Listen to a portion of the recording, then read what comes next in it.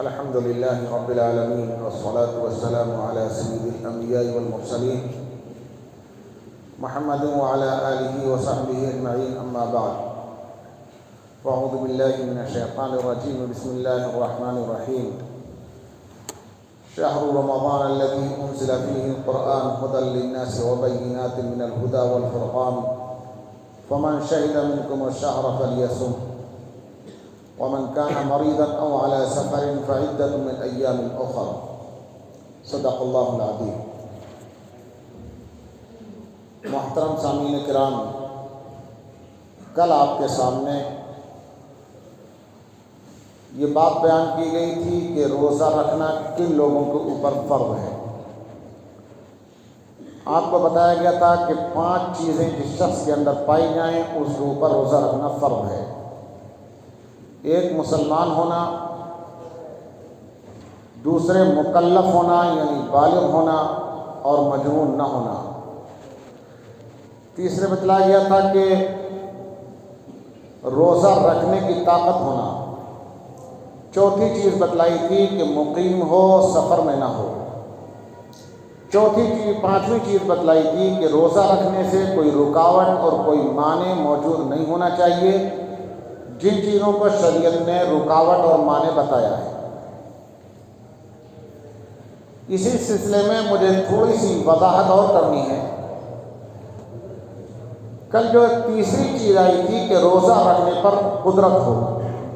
یعنی طاقت ہو اتنی کہ روزہ رکھ سکتا ہو، اسی سلسلے میں ایک بات یہ کرنی ہے کہ کبھی ایسا محسوس ہوتا ہے کہ آدمی روزہ رکھنے پر قادر ہے، قدرت ہے، اس کو طاقت ہے، لیکن حقیقت کے اعتبار سے دیکھا جائے تو ڈاکٹر کہتا ہے کہ اسے روزہ رکھنے کی طاقت نہیں ہے۔ تو اگر کوئی مسلمان دیندار ماہر ڈاکٹر جو کم از کم MBBS MD ہو، ماہر مسلمان دیندار ڈاکٹر ہو، مسلمان ڈاکٹر ہو، اسپیشلسٹ ہو، دیندار ہو، اگر وہ یہ کہتا ہے کہ اس شخص کو روزہ رکھنے کی طاقت نہیں ہے، یہ روزہ نہیں رکھ سکتا، تو اس کے اوپر روزہ فرض نہیں ہوگا۔ بات وہی ہے کہ اگر بعد میں طاقت آ جاتی ہے، بیماری دور ہو جاتی ہے تو قضا رکھنا پڑے گا، اور اگر بعد میں بھی اس کو طاقت نہیں ملتی ہے، وہ پرماننٹ بیمار ہے، مستقل کا بیمار ہے، تو میں کل بتا چکا ہوں کہ صدقہ فطر دینا پڑے گا۔ ایک چیز اور یہ عرض کرنی ہے اس سلسلے میں کہ اسی شرط کے تحت کچھ عورتیں بھی آتی ہیں، کچھ خواتین، یہ جو شرط ہے کہ روزہ رکھنے کی طاقت ہو۔ کبھی کوئی عورت پریگنیٹ ہوتی ہے، امید سے ہوتی ہے، اب اس کی 2 شکلیں ہیں۔ اگر کوئی ماہر ڈاکٹر، میرے حساب سے اسپیشلسٹ ڈاکٹر کم سے کم DGO ہونی چاہیے، مسلمان ہو، دیندار ہو۔ اگر DGO کی ڈگری رکھنے والی کوئی لیڈی ڈاکٹر جو مسلمان ہو، دیندار ہو، یا کوئی اچھا مرد ڈاکٹر ہو، وہ یہ کہتا ہے کہ روزہ رکھنے سے یہ جو پریگننٹ عورت ہے، اس عورت کو نقصان ہو سکتا ہے، یا اس کے پیٹ میں جو بچہ پروان چڑھ رہا ہے اس بچے کو نقصان ہو سکتا ہے۔ تو دونوں صورتوں میں اگر اس پریگننٹ عورت کو نقصان ہونے کا اندیشہ ہو، یا اس کے پیٹ میں پرورش پانے والے، پروان چڑھنے والے بچے کو نقصان ہونے کا اندیشہ ہو، تو ان دونوں صورتوں میں بھی اس کو روزہ چھوڑنے کی اجازت ہے۔ اس وقت جب تک وہ پریگننٹ ہے اس کو روزہ رکھنا فرض اور ضروری نہیں ہوگا۔ ہاں، بچہ پیدا ہو جائے، بچہ پیدا ہونے کے بعد وہ بالکل نارمل حالات میں آ جائے، ڈاکٹر کہتا ہے کہ اب اسے روزہ رکھنے میں کوئی دقت، کوئی پریشانی نہیں ہے، کوئی پرابلم نہیں ہوگی، تو پھر اس کو روزہ رکھنا ہوگا۔ جو رمضان کے روزے چھوٹ گئے تھے ان کی قضا کرنی ہوگی۔ ایسے ہی ایک وہ عورت ہے کہ جو پریگننٹ نہیں ہے، ڈلیوری ہو چکی ہے، بچے کو دودھ پلاتی ہے، اس کے گود میں چھوٹا بچہ ہے، دودھ پینے والا بچہ ہے۔ اگر دودھ پیتا بچہ روزہ رکھنے سے بچے کو نقصان ہوتا ہے، یا روزہ رکھنے کی وجہ سے دودھ پلانے والی عورت کو نقصان ہوتا ہے، تب بھی روزہ چھوڑنے کی اجازت ہے۔ اگر ڈاکٹر یہ کہتا ہے کہ دودھ پلاتے ہوئے روزہ رکھا تو اس دودھ پلانے والی عورت کو نقصان ہوگا، یا ڈاکٹر یہ بتلاتا ہے کہ اگر روزہ رکھا تو روزہ رکھنے کی حالت میں یہ جو دودھ پینے والا بچہ ہے اس بچے کی صحت پر اثر پڑے گا، تو دونوں صورتوں میں اس عورت کو روزہ کے چھوڑنے کی اجازت ہوگی۔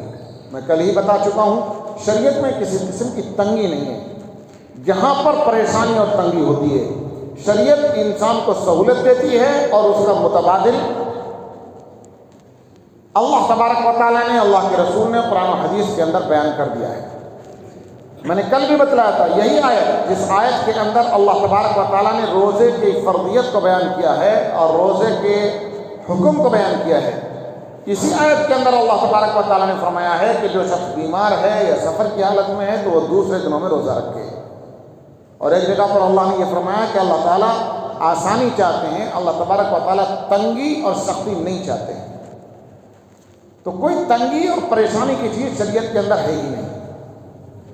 کل میں نے بتا چکا ہوں کہ اگر کوئی اتنا بوڑھا آدمی ہے، اتنا کمزور آدمی ہے کہ وہ روزہ نہیں رکھ سکتا تو فدیہ ادا کرے گا۔ وہ بات میں آپ کے سامنے کل آ چکی۔ ایک اور مسئلہ اسی سلسلے میں یہ ہے کہ اگر اللہ کے راستے میں کہیں جہاد چل رہا ہے، کہیں دشمن کی فوج سے جنگ ہو رہی ہے، جہاد ہو رہا ہے، قتال ہو رہا ہے، لڑائی ہو رہی ہے، اور مسلمانوں کو جو فوج میں لڑنے والے ہیں، اسلام کا دفاع کرنے والے، اسلامی فوج کے سپاہی اگر یہ محسوس کرتے ہیں کہ روزہ رکھنے کی وجہ سے لڑائی کرنے میں دقت ہوگی اور قتال میں، جہاد میں نقصان ہوگا، تو علماء کرام نے لکھا ہے کہ روزہ چھوڑ دے اور روزہ چھوڑ کر کے قتال کرے، اسلام کا دفاع کرے اور اسلام کی سربلندی کے لیے لڑے، تو وہاں پر بھی روزہ چھوڑنے کی اجازت ہے۔ ایک اور چیز، پانچویں شرط میں نے کل بتلاتے ہوئے آپ کو کہا تھا کہ شریعت کے اعتبار سے کوئی رکاوٹ، کوئی مانع موجود نہیں ہونا چاہیے، تب روزہ فرض ہوگا۔ میں نے اس میں آپ کو مثال بتلائی تھی کہ عورتوں کے مہینے میں چند مخصوص ایام ہوتے ہیں جن میں عورت عبادت کے لائق نہیں ہوتی۔ اگر وہ مخصوص ایام ہے تو روزہ وہ چھوڑ دے گی، بعد میں پاک ہو کر کے رمضان کے بعد کسی وقت میں بھی 11 مہینے میں قضا کر لے گی۔ اسی سلسلے میں ایک بات مجھے یاد کرنی ہے کہ اگر کسی عورت کے مخصوص ایام مہینے کے چل رہے تھے، وہ نماز پڑھنے کی پوزیشن میں نہیں تھی، پیریڈ اس کے چل رہے ہیں، لیکن صبح ہونے کے بعد، سحری کھانے کا وقت ختم ہونے کے بعد اگر اس کے وہ مخصوص ایام ختم ہو گئے، جو اسے خون آ رہا تھا وہ خون کا آنا بند ہو گیا، فجر کے وقت آ گیا، چاہے اذان ہونے پر ہی آ گیا، اذان کے بعد بند ہو گیا، نماز کے بعد بند ہو گیا، 8 بجے 10 بجے دوپہر کو کبھی بند ہو گیا، تو سحری کا وقت ختم ہونے سے پہلے اگر بند ہو جاتا ہے تو اس کا مسئلہ الگ ہے، میں ابھی بتاؤں گا۔ سحری کا وقت ختم ہونے کے بعد عورت کے مخصوص ایام اور پیریڈ اس کے ختم ہو جاتا ہے، خون آنا بند ہو جاتا ہے، تو اس دن کا وہ روزہ نہیں رکھے گی،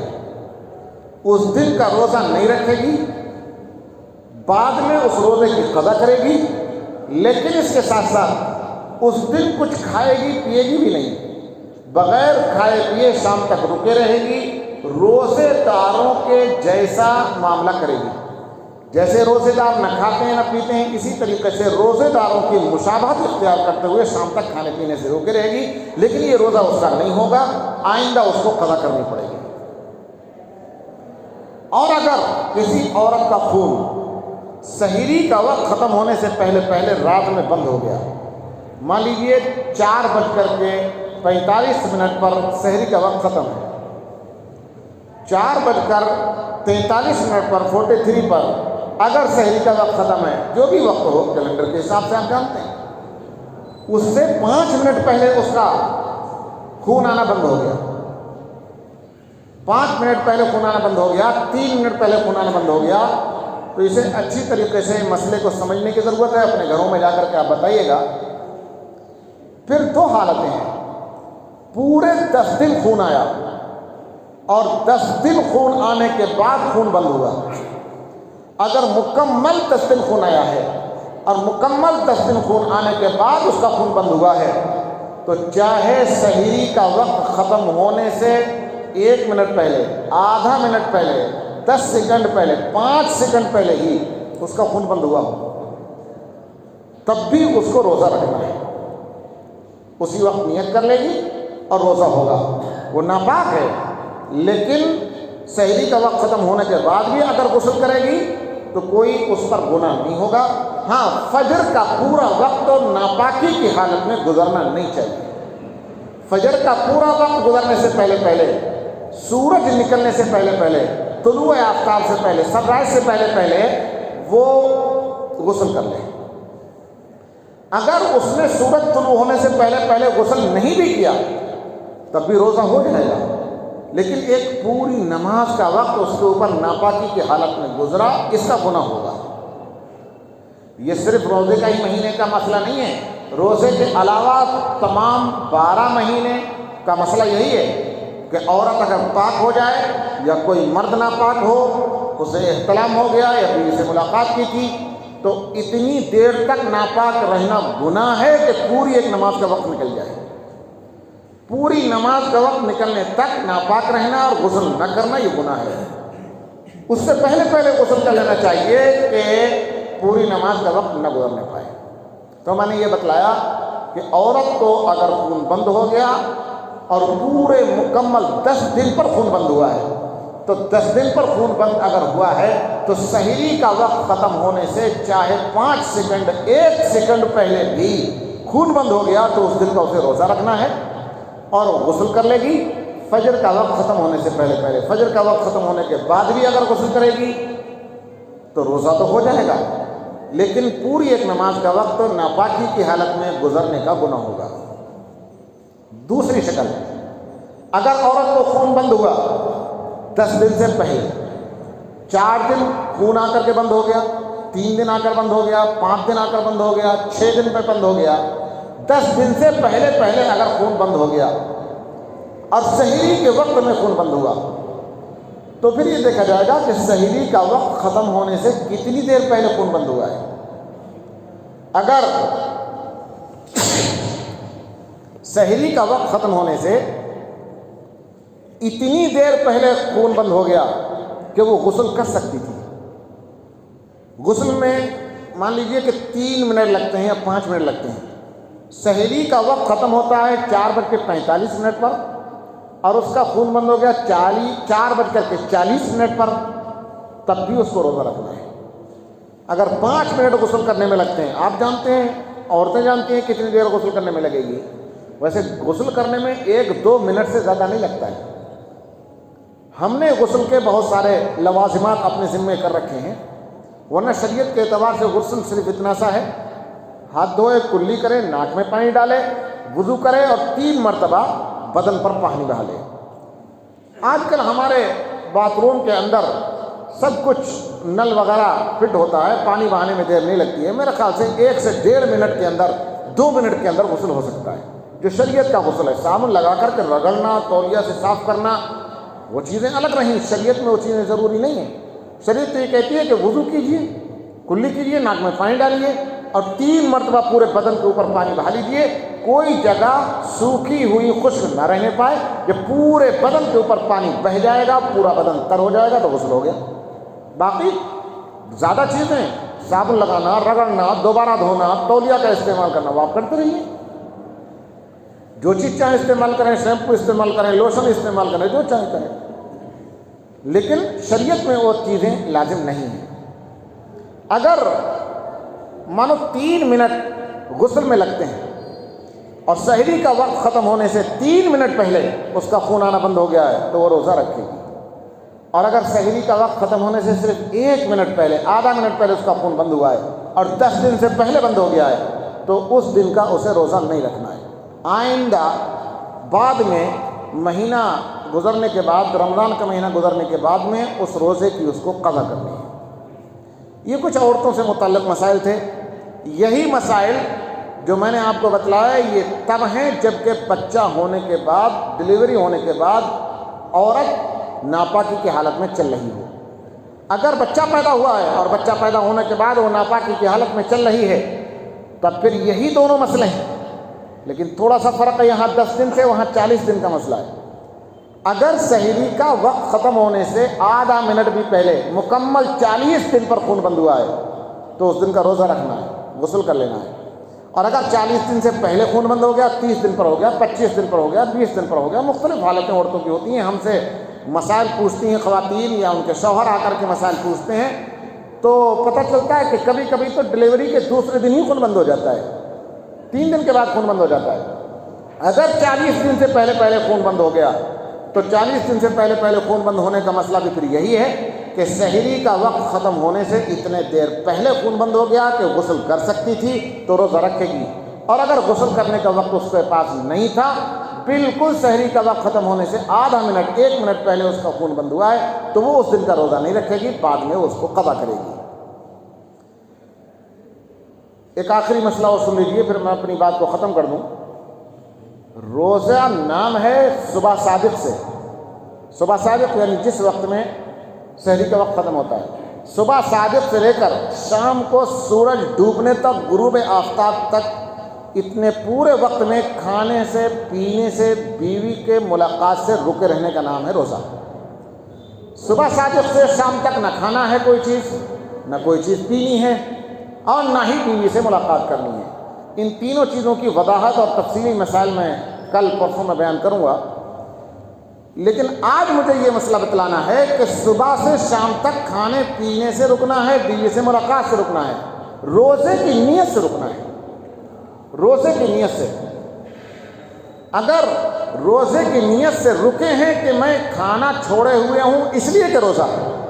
اور میں پینا چھوڑے ہوئے ہوں روزے کی وجہ سے، میں بیوی سے ملاقات چھوڑے ہوئے ہوں روزے کی وجہ سے، روزے کی نیت کر لی ہے تو نیت کر کے اگر رکیں گے تو روزہ ہوگا، اور اگر بغیر نیت کے کوئی صبح سے شام تک کھانے پینے سے رکا رہے تو وہ اس کا روزہ نہیں ہوتا۔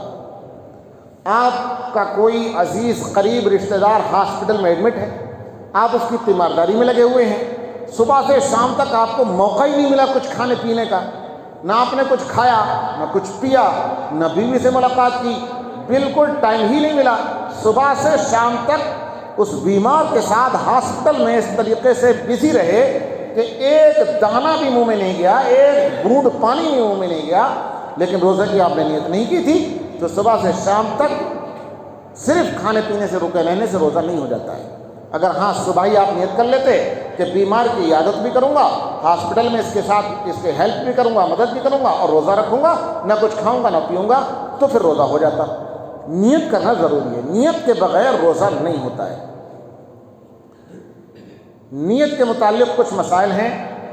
سب سے پہلا مسئلہ آپ سن لیجیے، اس کے بعد کل انشاءاللہ بیان کریں گے۔ نیت نام ہے دل سے ارادہ کرنے کا۔ دل سے صرف اتنا ارادہ کر لے کہ میں روزہ رکھتا ہوں، اتنا کافی ہے، کسی سے بولنے کی بھی ضرورت نہیں، زبان سے ادا کرنے کی ضرورت نہیں ہے۔ ہمارے امام صاحب روزانہ آپ کو نیت کے الفاظ پڑھوا دیتے ہیں،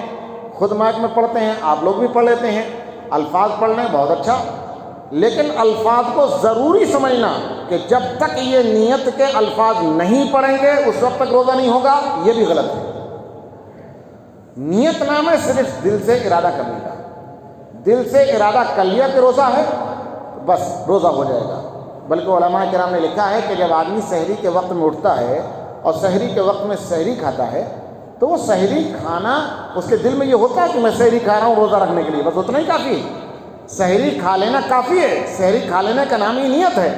اب الگ سے کچھ زبان سے کہنے کی ضرورت نہیں ہے، اس وقت میں ہر شخص جانتا ہے کہ میں کیوں کھا رہا ہوں، یہ دل کے اندر کیا ارادہ ہوتا ہے، یہی تو ارادہ ہوتا ہے کہ میں روزہ رکھوں گا، اور دل کے ارادے کا نام نیت ہے، بس اتنا کافی ہے۔ الفاظ کہہ لے بہت اچھا ہے،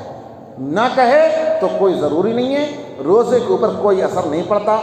نیت کرنا فرض ہے، شرط ہے، نیت کے بغیر روزہ نہیں ہوتا ہے۔ باقی نیت سے متعلق کچھ مسائل اور بھی ہیں، کل کی نشست میں انشاءاللہ ان کو بیان کر دیا جائے گا۔ اللہ تبارک و تعالی ہم سب کو تمام احکام پر عمل کرنے کی توفیق عطا فرمائے۔ وآخر دعوانا الحمدللہ رب العالمین۔ اللهم صل على سيدنا ومولانا محمد وعلى آل سيدنا ومولانا محمد وبارك وسلم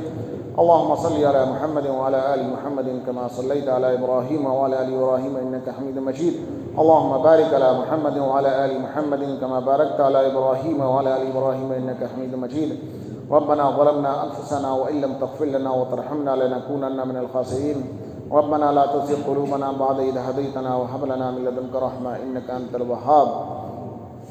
ربنا آتنا في الدنيا حسنة وفي الآخرة حسنة وقنا عذاب النار وقنا عذاب القبر وقنا عذاب الحشر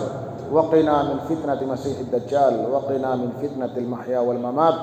اللهم أعنا على ذكرك وشكرك وحسن عبادتك. اللهم إنك عفو تحب العفو فاعف عنا يا كريم. اللهم إنك عفو تحب العفو فاعف عنا يا كريم. اللهم أنت السلام ومنك السلام تباركت يا ذا الجلال والإكرام. ربنا تقبل منا إنك أنت السميع العليم وتب علينا إنك أنت التواب الرحيم. وصلى الله تعالى على خير خلقه محمد وعلى آله وصحبه أجمعين برحمتك يا أرحم.